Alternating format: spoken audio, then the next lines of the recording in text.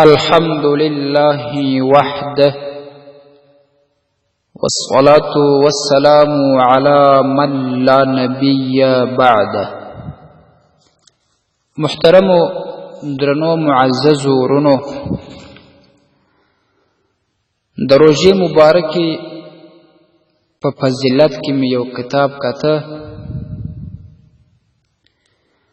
په هغې کې 2 احادیث نقل کړي. هغه دا چې جبرائیل امین علیه السلام 3 شراوې کړي دي، 3 بدواوې کړي دي، او زموږ او ستاسې خوږ پیغمبر محمد مصطفی صلی الله علیه وسلم پر هغه بدواو باندې آمین ویلی. نو پاغي کې یو شی د رمضان المبارک یاد شوی دی چې جبرائیل امین علیه السلام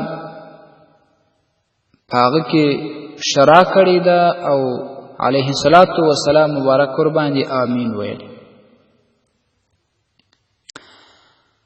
کعب ابن عجره رضی الله تعالی عنه وایي چې نبی کریم صلی الله علیه وسلم خپل اصحابو ته ویل چې د منبر و طرف ته ټول رانږدې سي.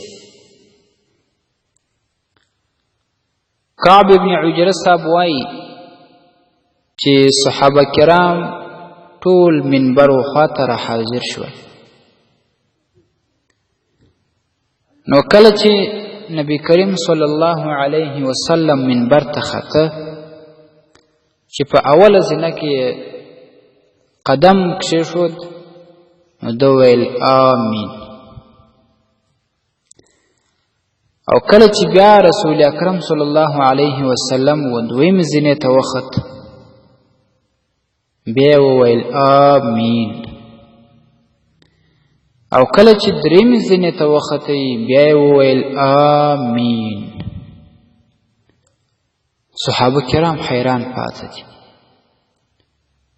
چې موږ په ټول ژوند کې د نبی علیه الصلاة والسلام څخه داسې څه نه ولیدلي چې نه دعا شته او نه بدوا شته. رسول اکرم صلی الله علیه وسلم آمین آمین وایي. دا څه وجه ده؟ صحابه کرامو د نبی علیه الصلاة والسلام نه پوښتنه وکړه چې یا رسول الله صلی الله علیه وسلم، مونږ خو ته تر اوسه په داسې حالت نه یې لیدلی، دا څه وجه ده؟ نبی علیه الصلاة والسلام ورته وایي چې جبرائیل امین علیه السلام ما ته راغی او هغه دا راته ویل چې هلاک دي وي او د الله رب العزال د رحمت څخه د لیرې وي هغه بنده، هغه سړی، هغه شخص چې پر هغه باندې د رمضان المبارک میاشت تېره سي او په دغه میاشت کې ودته مغفرت او بخښنه ونه شي. نو ما ور باندې آمین وویل. وای چې کله 2 زینې ته ختم، بیا جبرائیل امین علیه السلام وویل چې هلاک دی وي هغه څوک د الله جل جلاله د رحمت څخه د لیرې وي چې د چا په وړاندې باندې د چا په مخ کې د رسول الله مبارک نوم ذکر شي او هغه درود شریف ونه وایي. نو نبی علیه الصلاة والسلام وایي چې ما ویل آمین. وایي چې کله 3 زینې ته ختلم، بیا جبرائیل امین علیه السلام دا بدوا کوي، وی هلاک دی وي هغه شخص د رب العزال د رحمت څخه د لیرې وي هغه سړی چې د هغه مور پلار ژوندي وي یا په دې دواړو کې یو ژوندی وي او هغه ډېر زاړه شوي وي، دی د هغې په سبب باندې جنت ونه ګټي، دا سړی دی هم په هلاکت کې. نبی علیه الصلاة والسلام وی ما بیا وویل آمین. دا صحیح جید حدیث دی، په صحیح ابن خزیمه کې راځي. او په یو بل روایت کې دا ورسره زیاته شوې ده د شعب الایمان چې وایي جبرائیل علیه السلام ویل ارغم الله انف عبد، 3 وارې دا الفاظ ویل چې الله تعالی دې د هغه سړي پزه سپېره کړي په خاورو دې کې، یعنې دا هم د ضلالت یوه بدوا ده چې پر ده باندې د روژې مبارکه میاشت راسي او دته مغفرت ونسي، یا چې د نبي علیه الصلاة والسلام نوم ذکر شي او دی ور باندې درود شریف ونه وایي، او یا د چا مور پلار ژوندي وي دی د هغې په سبب باندې جنت ته داخل نسي. وروسته ورسره راځي چې قال الاعظمي اسناده جید.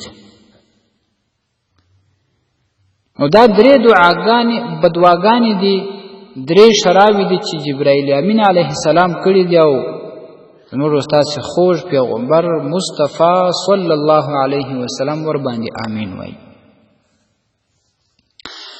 اوس دا خبره ډیره د لوی فکر ده، دې باندې باید فکر وشي چې هغه مقربه فرشته جبرائیل امین علیه السلام هغه دا شیرا کوي چې دا درې نفره ذکر کړي، بس د یو انسان لپاره صرف د دغه مقرب ملایکې دغه بدوا او دغه شیرا کافی ده. الله رب العزت قبلوي ځکه دا ډیره مقربه ملایکه ده. د انسان د بربادولو لپاره بس صرف د دې ملایکې بدوا کافی ده.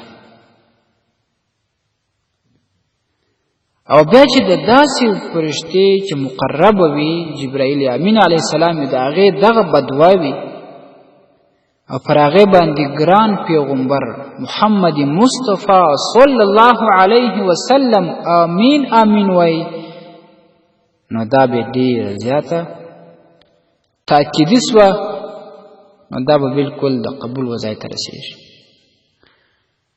او په هغې کې لا بل خبره ده چې دا دعا چیرې شوې ده؟ په مسجد نبوي کې شوې ده. داخل په مسجد نبوي کې بیا پر منبر نبوي صلی الله علیه وسلم شوې ده، نو دا بېشکه دغه بدوا دغه شیرا قبوله شوې ده.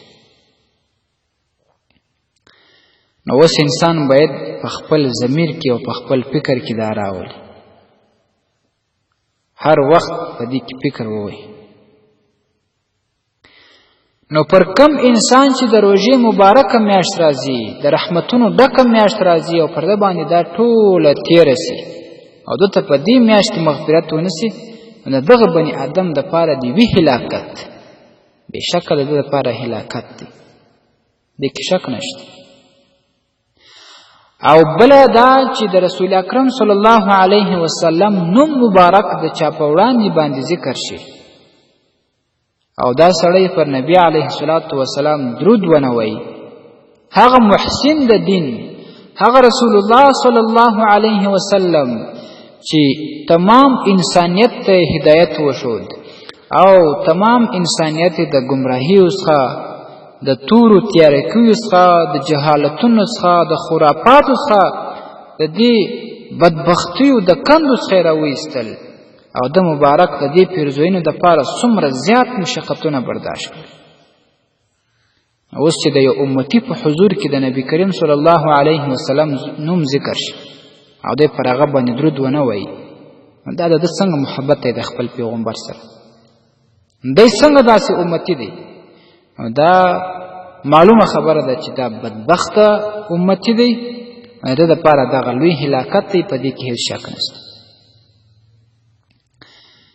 دلته یو مسله ده چې د نبی کریم صلی الله علیه وسلم نوم ذکر شي، هغه درود شریف یا درود ابراهیمی یا نور درود ویل نه غواړي، صرف دا صلی الله علیه وسلم، صلی الله علیه وسلم، دا بس د درود ځای نیسي، دغه کفایت کوي. دا ډېر سخت الفاظ دی، هېڅ سختي په دې کې نشته چې کله د نبي علیه الصلاة والسلام نوم واورېد بس هم دغه درود شریف ووایه، ته به بیا د بدبختۍ څخه هم محفوظ وي. او یو بل حدیث شریف کې راځي، نبی علیه الصلاة والسلام وایي چې په تمامو انسانانو کې بخیل هغه څوک دی چې دغه په وړاندې زما نوم ذکر شي هغه درود ونه وایي، نو ته به د بخالت څخه هم راوځې او د هغه بخیل انسانانو څخه به نه شمېرل کېږي چې د نبي کریم صلی الله علیه وسلم نوم یاد شي او دوی درود شریف ونه وایي. او درېیمه بدوا چې د یو چا مور او پلار ژوندي وي او هغه ډېر زاړه شوي وي یا په دې دواړو کې یو ژوندی وي او دا سړی جنت ونه ګټي. نو د دغه بني آدم د دغه شخص دپاره خو دا هلاکت دی او دا لویه تباهي ده، په دې کې خو شک نشته. نو اوس د مور و پلار خدمت پکار دی چې هغه کله زاړه شوي وي، د خپل خدمت نه وي، ستا خدمت ته محتاجي لري، نو هغه تا ته دعاګانې کوي، د هغو په دعاو به تا ته الله رب لا یزال جنت درکوي، ته به بیا دغه بدبختۍ څخه هم راوځې. نو دغه حدیث شریف چې کوم مونږ ووایي، د دې د هره خبره باید هر مسلمان هر وخت باید په خپل فکر کې، په خپل ضمیر کې یاد ولري چې د روژې مبارکه میاشت هم را روانه ده.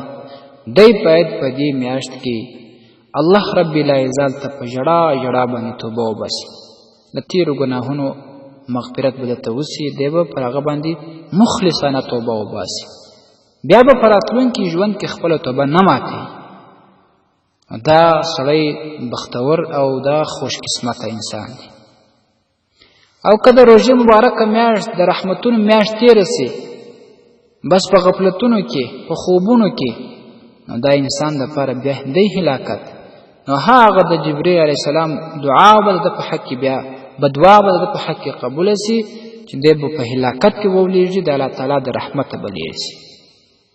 چې د کم انسان څخه الله رحمت لري چې دغه دپاره بیا د دنیا او آخرت کامیابي نشته، بیا به ناکامه او په مصایبو او په مشکلاتو کې ډوب وي. دغه شان چې د نبی کریم صلی الله علیه وسلم نوم چېرته یادېږي، نو دغه اسانه درود شریف صلی الله علیه وسلم وایست، او که صلی الله علیه و آله وسلم ورسره وویل سي، لا ډېره بهتره وي چې د نبي کریم علیه الصلاة وسلام آل د اهل هم ذکر شي ورسره. او دغه شان باید د مور و پلار ښه خدمت وسي، د هغې حقوق ښه مراعات سي، هغې ته ډېره پاملرنه وسي، د هغې ښه خدمت وسي، د هغې څخه دعاوې واخیستل سي، دغه به خوش قسمته هغه ښه انسان وي. الله تعالی دې مونږ او تاسو ته د دې د عمل کولو توفیق نصیب کړي. السلام علیکم ورحمة الله وبرکاته.